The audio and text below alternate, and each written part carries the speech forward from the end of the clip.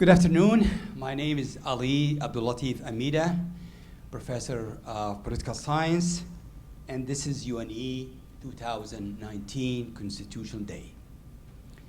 I was hoping to have more people coming to our function, but it looks like we are in a different country. Walking from the campus to here might have been a problem, and I know this is the beginning of the semester, so many of our students probably are exhausted and trying to catch up, and this is probably understandable. But at the same time, I would like to thank Mary, our assistant, and I would like to thank Lee and Dave for helping us organize this event that we have been doing for quite a while. What I would like to share with you at the beginning of this event is to tell you a little bit about why we are doing Constitution Day and what is Constitution Day. Then I will tell you about how do we organize it at UNE, what's really our tradition, especially the College of Arts and Sciences and the university at large tradition of organizing and also celebrating this particular day. And very briefly, I'm going to tell you about some trends in our society about this year's topic. And specifically, the Second Amendment that has been debated quite a bit, and why we are focusing on it this year, and what's really new about this debate, why this is really relevant for us in the United States. And finally, I'm going to introduce our wonderful students to class 2019, poli-sci senior and graduate now, Laura Elkins. The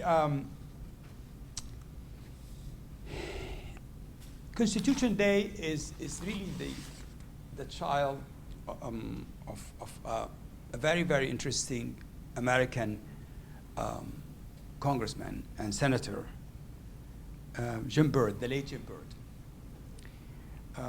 Senator Byrd was alarmed by the fact that most American youth, they really don't know the American Constitution. And he was shocked and concerned about what, this really indifference about geography, about the Constitution, about something as important as the citizenship, the concept of citizenship in the United States. So he worked hard, and in coordination with other people in the Congress, he proposed a legislation that was passed by the Congress and the Senate, and in 2004, December 2004. And after that, the Education Department in the United States was asked to supervise Constitution Day.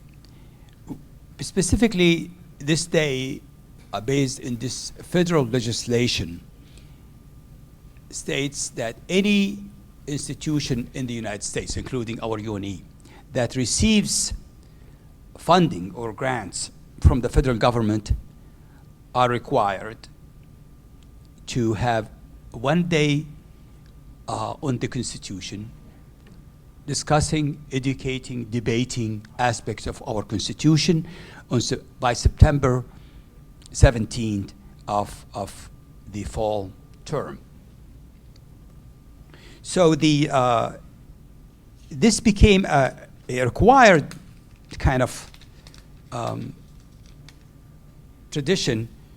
Most of my colleagues, I'm going to be very blunt with you, they really roll their eyes and say, Ali, who wants? That's so boring. They are requiring us to do this. So they are really bored to death, and they're very skeptical about it. If you know me for a long time, I think this is really an exciting thing. You take something that's required and turn to your own interesting way of thinking about it. A debate, a forum that allows us to sometimes bring speakers, sometimes our students and faculty, sometimes just allowing the faculty and the students and the staff to talk about the Constitution. I would claim that we have a very, very impressive history of speakers and panels on Constitution Day, and I think the federal government and the Department of Education would be very, very pleased with us in that sense. So this is really a kind of a brief background about what's Constitution Day, why we are really organizing it annually, and why it's significant for us. Now, the Constitution is complex and really, challenging.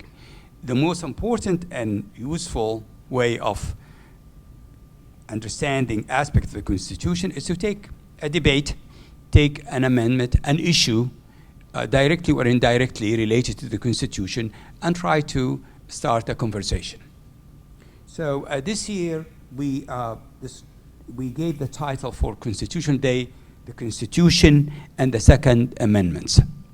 And to be honest with you, debating domestic violence is really big. But also I was really torn between borders, immigrants, and the wall debate in the United States, and the specter and unfortunate spread of violence that keep reducing itself in our society is immense and really hard to ignore. So it's not really a choice that's more important than others, but we had to choose one for 1 hour discussion. The Second Amendment is really interesting. It's not long. And as you know, one of the advantages of the frame of our Constitution is the fact it was flexible and open to change, reform, and amendments. It was very limited and controversial Constitution. Some will argue it's 18th century Constitution. But the fact that the process and the framework of our constitutional building in the United States allowed for change really saved it. Because some will say it's 18th century, it needs to be changed, it's a frozen constitution. And some argue, others will argue that because of the amendments and the Supreme Court resolution, our local state and local courts, it became updated, reformed, and subject to change. And I think the fact that that flexibility is what allowed us in the United States to really overcome racial, gender, and class discrimination and inequalities that really excluded many, many groups in the society for that matter. When we think about the Second Amendment and the right to bear arms, or the right to own arms, is really changed. And I think that to talk about it, there are probably 3 dimensions that are important. The first one is the legal and the constitutional right to bear arms. The second one is the meaning and the change or time and context that leads to redefining the value and the meaning of that constitutional right to carry arms. The third is really the symbolic side of it. One could argue that that the right to carry arms is really very unique in modern societies. Max Weber said that the modern state should have the legitimate right to to use violence, legitimate violence or force. In America, the only other country I think of that's similar to us is Yemen, as a comparativist. And the debate is what to do about this really right that was historically specific in the fight against the British, and also in a settler society that perpetuated the idea of carrying arms, especially the United States, was really conquered and also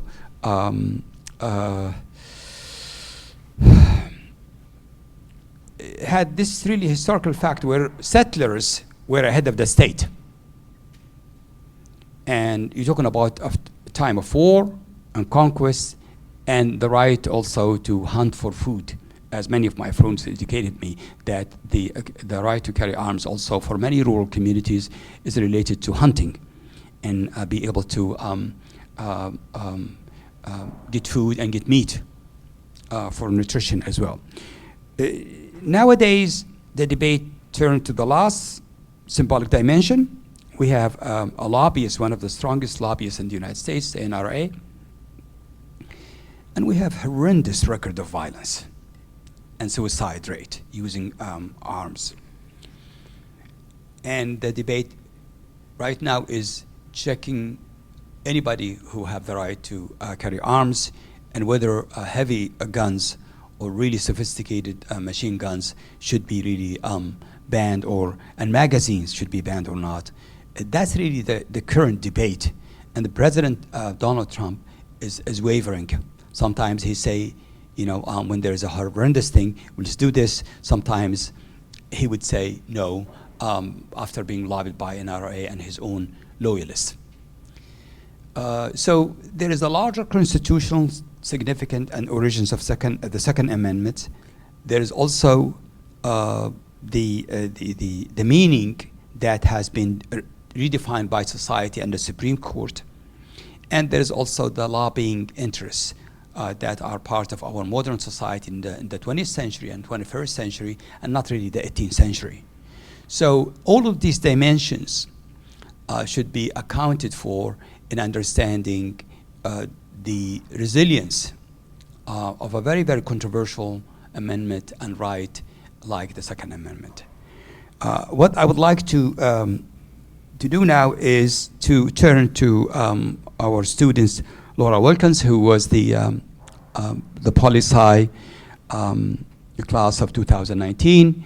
She had endured the senior experience, the fall senior seminar with all the tough reading. She wrote a proposal for researching and analyzing domestic violence and normalizing violence in our society.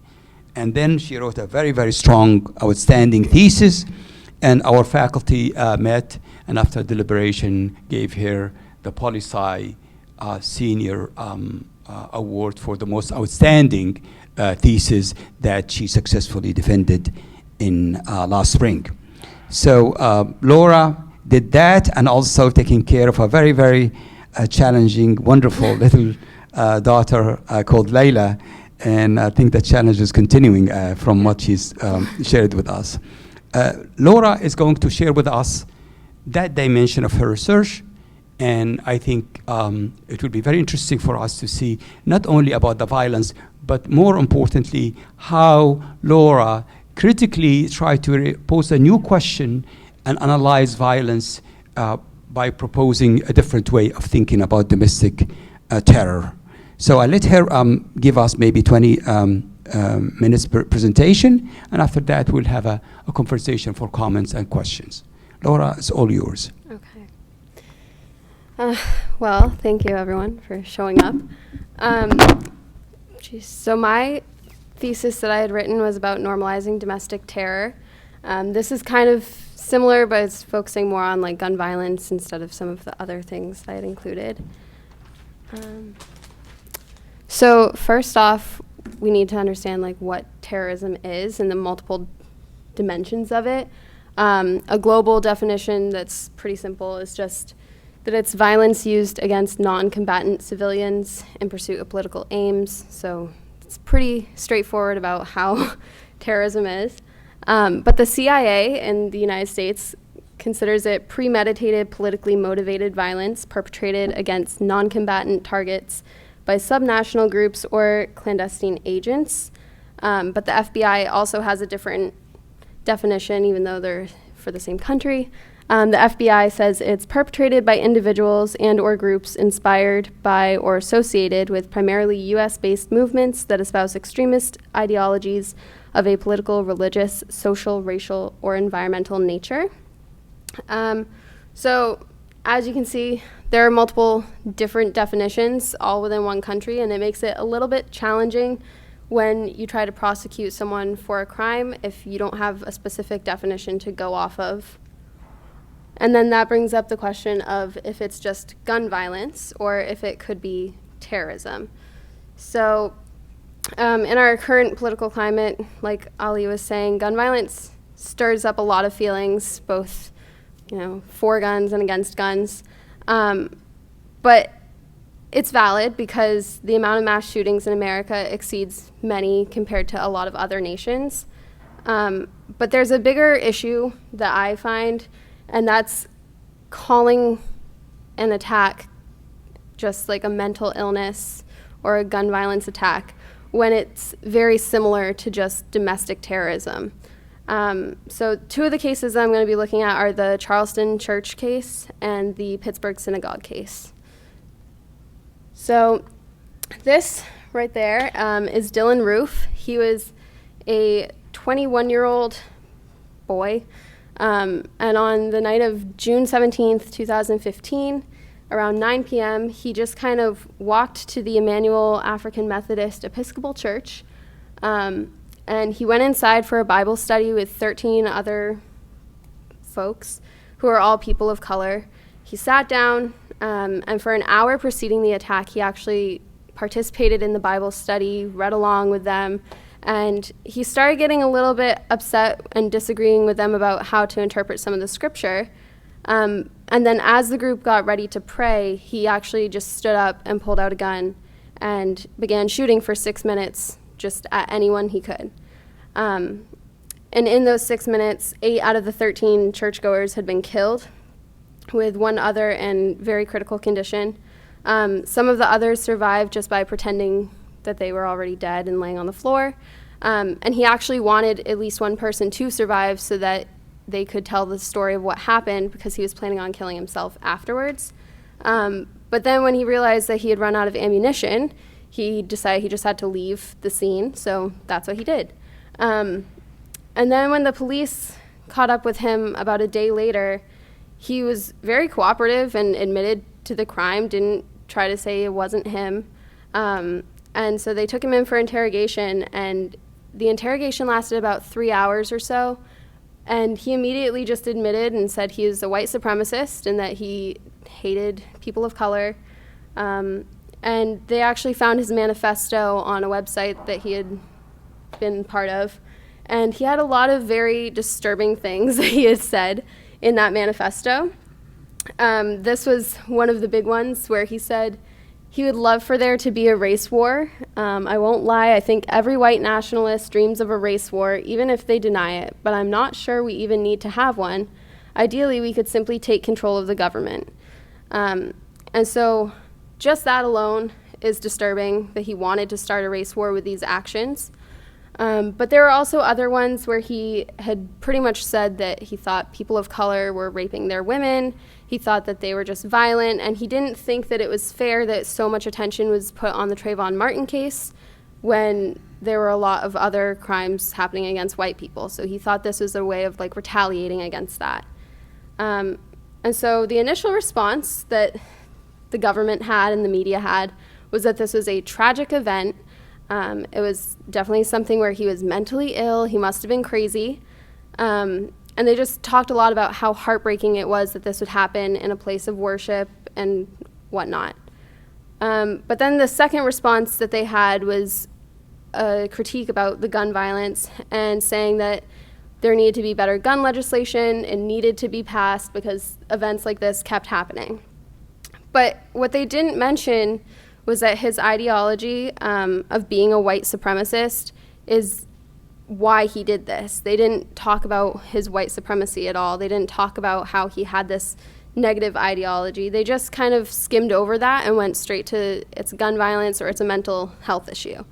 And so this greatly differs from when an international terrorist attack would occur, where the ideology is assumed to be the issue. In terms of 9/11, that was immediately, they said that the ideology was why the attack happened. It was never about the planes being an issue. It was about the ideology of being a Muslim being the issue. Whereas in domestic terror cases, which I consider this to be, they immediately said that the guns were the issue or his mental health was the issue, but it had nothing to do with his ideology of being a white supremacist. So the state prosecuted him with 9 counts of murder and 1 count of possessing a firearm. Federal prosecution charged him with counts of murder and possession of a firearm as well as hate crimes, but he was never charged with being a terrorist or committing acts of terrorism. And then this one followed just a few years later. It was the Pittsburgh synagogue shooting. This guy right here, his name is Robert Bowers. And Robert Bowers, on October 27th, 2018, in the morning services, they were happening at the Tree of Life Synagogue. And he went in and just started shooting anyone he saw. He shot the front guards that were like at the door. He shot everyone he could. He made his way through the building, just every floor possible, and shot anyone he saw. There were about 75 people in the synagogue at the time, and some had barricaded themselves so that they couldn't be seen and called the police. And then when the police arrived, he was actually trying to leave as they showed up, and so he kind of just shot at the police and then went back into the building. And when the SWAT members entered the building, they shot some more until he finally injured himself and just surrendered and gave it up. But then after looking into his history, the police had learned that he had always been a devoted conservative, but throughout the years he had become more and more involved with white nationalist groups and had spent more times on websites that were considered extremist friendly. And when they started looking into his social media and what he had said on these extremist websites, they learned that he was incredibly anti-Semitic. He really did not like Jewish people, but on top of that, he just didn't like any form of racial diversity. He thought that pretty much anyone who was in America who wasn't white was out to get the white man. He had actually said in his About Me section on one of the websites, he said that Jews were the children of Satan, and he was just a major critic of Jewish people and the Jewish community. And then a few minutes before he went into the building and committed this attack, he actually wrote this about the Hebrew Immigrant Aid Society. He said, HIAS likes to bring invaders in that kill our people. I can't sit by and watch my people get slaughtered. Screw your optics, I'm going in. And so he had posted that just a few hours before entering the church and committing this crime. But then similarly to the Charleston case, when the government had to come up with a response, it focused specifically on the actions that he had taken and not so much on his ideology that led him to take those actions. So President Trump had said that it was an evil anti-Semitic attack and it was an assault on all of us and an attack on humanity. And although he did say that it was evil, he didn't mention that the ideology was evil. He just said the attack itself and the violence was bad. And then the second reaction that kind of came up was that the government suggested that if the synagogue had been staffed with security personnel, this wouldn't have happened, and that if we had just added more security with people who had guns, then this never would have occurred in the first place because he wouldn't have been able to get in. And so, again, they didn't really condemn the ideology at all. They just kind of skimmed right over it and went into condemning the attack itself. And so then when he was charged, he was indicted on charges of obstruction of exercise of religious beliefs, possession of a firearm, and hate crimes, but again, absolutely no mention of terrorism whatsoever. So then why do we normalize terror? I hope you're kind of seeing that there's a narrative that the gun is the issue or the attack itself is an issue, but it's never so much about the ideology that led it to that. And that's a big issue in our country because if you're not recognizing what the actual problem is and the root cause of the problem, then you're never going to solve any of it. You're just going to continue having mishaps like this and kind of avoiding the actual root cause. And so why the American media and government choose not to call these acts of terrorism, I came to the conclusion that it's simply because we don't want to be considered terrorists. Following 9/11, there was this narrative that they were dangerous, they were violent, it's like a very bad place over there, they're backward thinking, all of that. They consider them evil and whatnot. But that, by putting it in an us versus them mentality, it means that we can be the good, humane Americans who have good morals, while Middle Eastern people are considered the evil, inhumane, terrible people that are violent. And so we kind of pushed this agenda then, and just made them seem very barbaric. But if we had to confront the notion that we have similar problems happening here with just a different ideology, then that would also mean that we have people who are capable of being barbaric, who are capable of being evil, who are capable of being just as violent as anyone else. And so if any of you have heard of, American exceptionalism and the idea that we have superior morality and superior just like ideas about life, it would really kind of cut that down if we had to say that, no, we actually have a lot of terrorism problems in our own country. And so the whole notion of American exceptionalism does rest in the idea that we're profound and different and better, but we're not if we actually take a look at it. And then, so what do we do from here?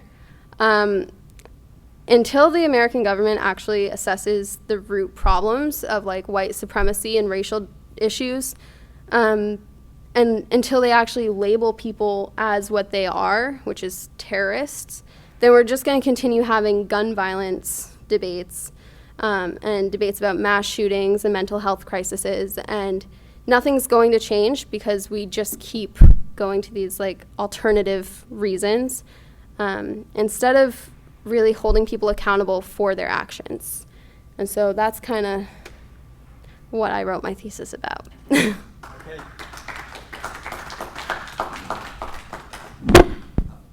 Thank you very much, Laura. Now we open the floor for comments and also questions to Laura or in general about the topic of this year's Constitution Day. You bring up a number of different very compelling points, but there is one sort of question I had. Yeah, and it's regarding your definitions of terrorism. You had a couple different ones up there, right?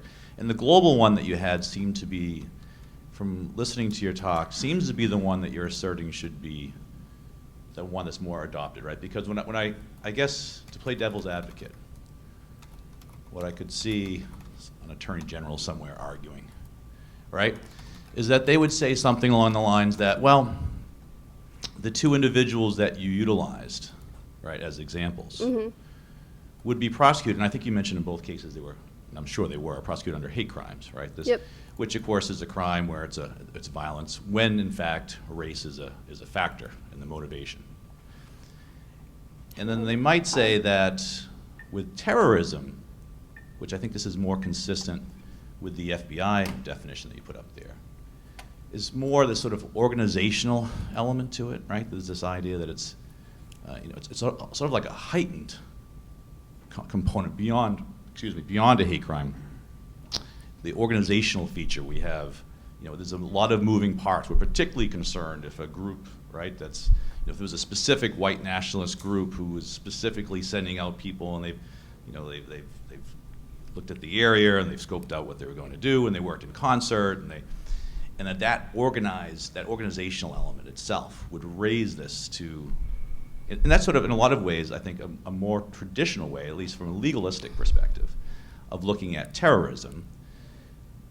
But that certainly, I understand what you're saying in the sense of the global definition is far more broad than that, right? And certainly I think you can make a strong argument that the two examples that you utilized would fall under the global definition. I think it's far more difficult for them. So from a legalistic perspective, I think that's probably why terrorism wasn't used and hate crimes was. But that doesn't necessarily mean it should be that way, right? It doesn't necessarily mean the global. So I guess my question is, when you look at those definitions, is that sort of where you're going to as far as the global definition? I think you sort of look at that as a better fit, that there's good policy behind sort of implementing that approach than maybe the more narrowed FBI approach to terrorism. I think that the global definition is definitely more broad, and those two cases that I mentioned would 100% fall under there. But even with the FBI one, it says that they're associated with primarily US-based movements. And I don't think that necessarily means that it has to be a group of people. The ideology of white supremacy is very prominent in America. And so I think that those two people fell into that ideology. And I think that even that ideology would say that those cases would fall into terrorism. Because a hate crime, I mean, I can see a hate crime happening to just like one person, two people. But when you're killing a mass amount of people over an ideology issue, I think that does fall into terrorism. And that was actually my other question, which is it does seem like you're putting a lot of emphasis, and understandably so, right, on the result of it, and right on the not just the action itself, but the actual result, which right. is, as you're talking about, these are multiple victim instances. Okay, thank you. Thanks, James. Jonathan? My question was actually very similar, which is I think part of the challenge is the burden of proof. And when these cases are prosecuted, what's the likelihood of getting a conviction? And I'll use the word from one of your slides, the optics of not having a successful conviction. To what extent do you think they're opting for the slam dunk as opposed to going after something that's going to be more difficult to prove? And then you mentioned the political rhetoric with Trump as well. Trump has been very reluctant to use the word he's been very sympathetic, unfortunately, in his narrative as well. So I think there's decision making as to why terrorism is not used, even if it's validated by your definitions. I think that there is a lot of decision making because there have been other cases. More recently, they have been kind of putting more pressure on calling people terrorists, especially the Cesar Sayic case where he was mailing pipe bombs to U.S. senators. They did say that was domestic terrorism. And so it's hard to understand why some things like that's considered domestic terrorism, yet another issue when you're killing a bunch of people, that can't be domestic terrorism just because it's not. It makes it a little bit tricky to decide like what is and what isn't. And I think that what should happen is that they just make a flat line of saying this is what qualifies terrorism and this is what is not terrorism. So I think that needs to happen. I don't think it has yet. So you are saying that you have trouble with the legal way of persecuting these individuals. It's safer to do that, of course. But I think the question that you are raising for us is that's part of the problem, because even though legalistically that's maybe the most obvious way of handling these crimes and the violence, you are saying to us, because we don't call things the way they are, we're going to be always limited in our solution of the long-term problem that we face in America. Is this a fair way to sum up what you're saying? Yeah. And also, I hear you saying to us that it's not just individuals, but individuals are not born to be violent or racist. What is in our American society, formally or informally, that produces and make these individuals the way they are? That's also another point of your presentation. Yeah. Okay, good. Let's hear from other people. Comments or questions? Yes. Tell us your name and what's your question or comment. By the way, the students who show up today are going to pass the classes. Just to tell them that we appreciate the dedication and the long walk from across the divide. Okay. Hi, I'm Montana. And my question is, so you talked about how the government doesn't get into why like mass shooters like do what they do, and if they would, like how that would really change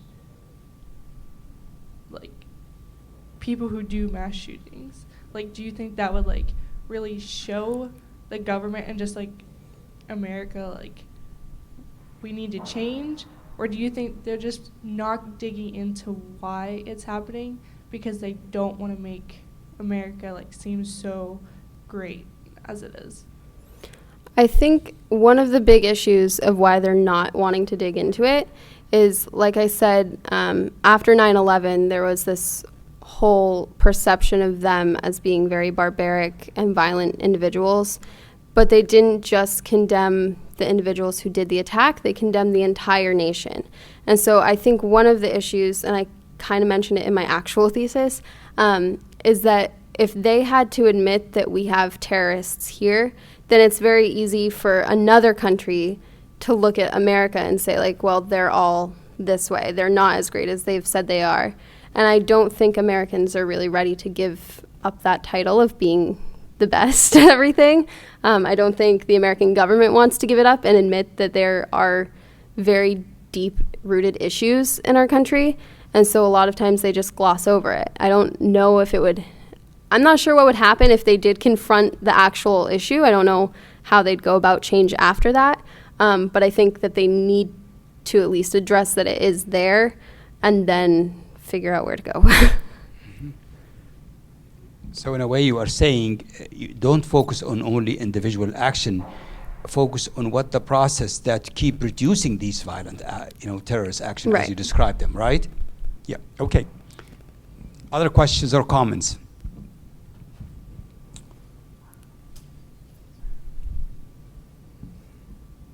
Hey, my name is Luke. I kind of wanted to just agree with the point made earlier about the different decision makers and when you do use terrorism.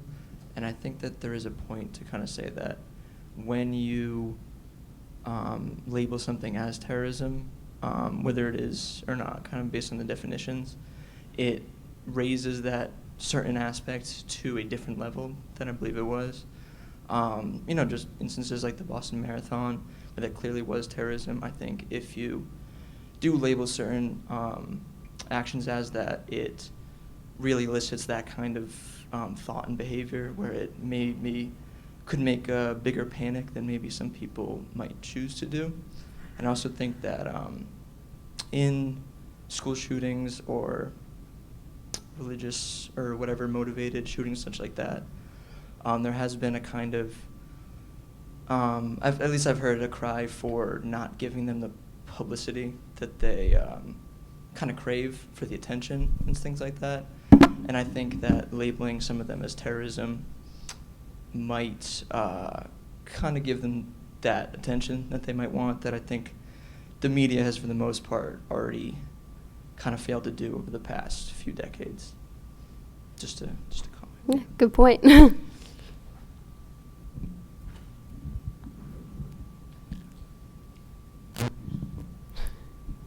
Can I actually follow that? Because Montana had a question, right, of what effect this might have. And Luke was bringing up some issues on, well, this actually might exacerbate the issue.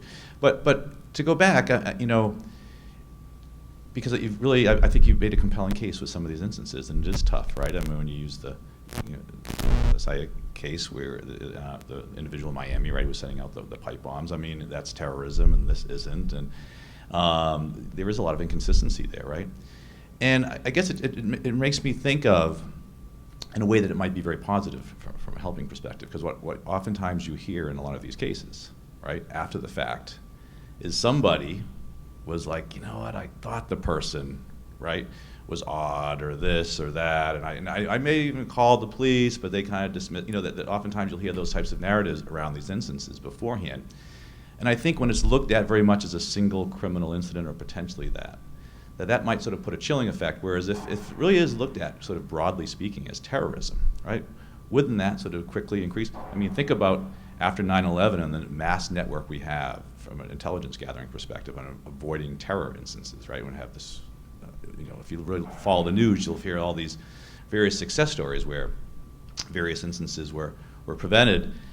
Maybe if these domestic instances are put in that same basket, right, that would sort of fall under some of these other guidelines and criteria that might actually have a significant effect on being able to prohibit them. I think that that makes a lot of sense, and it would be right to think that if you were monitoring people who have these extremist ideologies beforehand and not looking at it as like a single incident, I think you would be able to prevent a lot more of these, because you would be able to see, like, these people have been saying very negative things. Maybe we should go check it out before they take these actions. And I think that would probably be a good step to take. Well, yeah. And that's when the First Amendment comes into conflict with Right. the Second Amendment, right? Yes, and I think that's an excellent point, Jonathan, because the Second Amendment cannot be taken alone. Especially, we know we have other amendments that also balance or maybe challenge the Second Amendment, some people will argue. And I think this is very, very interesting. Now, our legal reaction to it, as I think James and the other comments, is kind of, it's a solution. It's a way to react. I think what you are arguing at, I think you are up into something bigger. Can't we re-examine the whole structure and the way, not the incidents, but the assumptions and the way we define the problem and the way we conceptualize it. And I think if we look at the specter of violence in our society, my God, we are very violent society, contrary to our self-perceptions. And it seems that it's going to be with us for a long time. Let's hope not for a long time, right? Right. Now let me put you in the spot, Laura, and say, okay, you presented a new diagnosis of the structure that produces violence and what's wrong with our legal and law and order kind of constitutional reaction to these violent actions as loonies, special cases, mental illness, people who are crazy, the rest of us are functioning, and so on. So it's almost kind of a denial attitude, which is human in many ways. Let's say that you're going to become a congresswoman one day, and I hope you would, or a senator. You have the abilities to do that, or become part of our state or federal, legislative or political structure, and you want to really engage others or propose long-term solutions aside from just calling the spade a spade. What would you recommend, say, and think loud, you don't have to be specific, as we always say in America, oh, there has to be a quick fix for everything. There are things that cannot be fixed, especially, for a constitutional, symbolic thing like the Second Amendment, where people define themselves by that. This is an identity thing. It's not just a matter of legal right. It's an identity for us in America. What some of the things that you will say, or maybe you want to have a debate, at least you say, let's change the term of the debate to something that will be more long-term, positive way of thinking about it. I think the one thing that is very big for me is that instead of focusing on how actions are carried out, we need to focus on the ideology that leads to those actions. In my actual thesis, I had mentioned the Oklahoma City bombing, and just because he bombed something, that doesn't necessarily mean that he was committing acts of terrorism. What led it was the fact that he was doing it against the government for a purpose of political aim. It was about his ideology, and that's why he was considered a terrorist. And so I think that if I were to have a conversation someday in Congress, I would say that the focus isn't about guns. It isn't about the methodology behind the attack. It needs to be about what led that attack to happen and what caused them to have that ideology in the first place. And that's probably the first step, right? That reminds me actually of something very common between our own domestic terrorism and violence and international one, which is how the internet, thanks Jonathan for coming, we appreciate it, that a lot of young men and women were radicalized through the internet. And it looks like also many of our, the cases that you discussed, many, perpetrators in our society who became violent and wanted to get rid of people so as the enemy is also through the internet. So the commonality is people weren't born violent or racist or terrorists. They were radicalized, and sometimes formally or sometimes informally through websites or specific people whom they liked. And that seems to me, from what you are presenting, Laura, is a common thing between domestic and international one. Yep. I think Paul wants to say something, right? Yeah, Paul Brunel, St. Francis class of 60. Thanks, Laura. I appreciate you mentioning the concept of American exceptionalism, which I cringe at every time somebody claims it. But an observation. You've heard of the Greatest Society, World War II. I think there's developing another great society, and it's the younger folks and the women. And we're going to begin to see it, I think, in the next election. Thanks.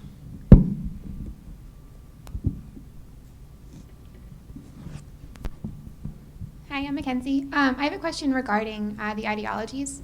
So do you think that we should limit the platforming of these ideologies on like social media platforms and the internet to reduce the radicalization of like young people growing up and maybe reducing the use of hate speech or nationalistic speech? Ideally, that would be great, but you can't really limit free speech, and people who are going to say these things are going to say these things. But I think what would help is the internet's kind of like an echo chamber. The more you look into something, you're going to keep getting things that are related to that. And I think that if they could do something to make the internet less of an echo chamber, that might help a little bit so that you don't look up. I know in the case of Dylan Roof, he had looked up just the Trayvon Martin case, and then from there just kept getting like inundated with white nationalist groups. And I think that if he had maybe just seen that one case and not then had like 1,000 other things thrown at him, he may not have developed such a strong hatred for people. You can't really limit like what people are going to say, but I think if you could limit how much they're seeing of it at a time, then maybe that would help. Other comments or questions? Okay, I would like to thank Laura for volunteering to come despite the challenge of having Layla with her. And I would like to thank all of you. You guys are special for attending and coming to a UNE Constitution Day for the year of 2019. Please take more of the sandwiches here and pick up copies of our Constitution. Give it to your classmates. Give it to people we know. Give it to people who will be using it for a good purpose. It's elegant, it's short, and very glossy and attractive. So please pick up some of these copies and take them with you. And also feel free to take some of the sandwiches and the drinks so they will not go to waste. That's very important. That will conclude our 2019 Constitution Day. Thank you, folks. And we'll see you next time.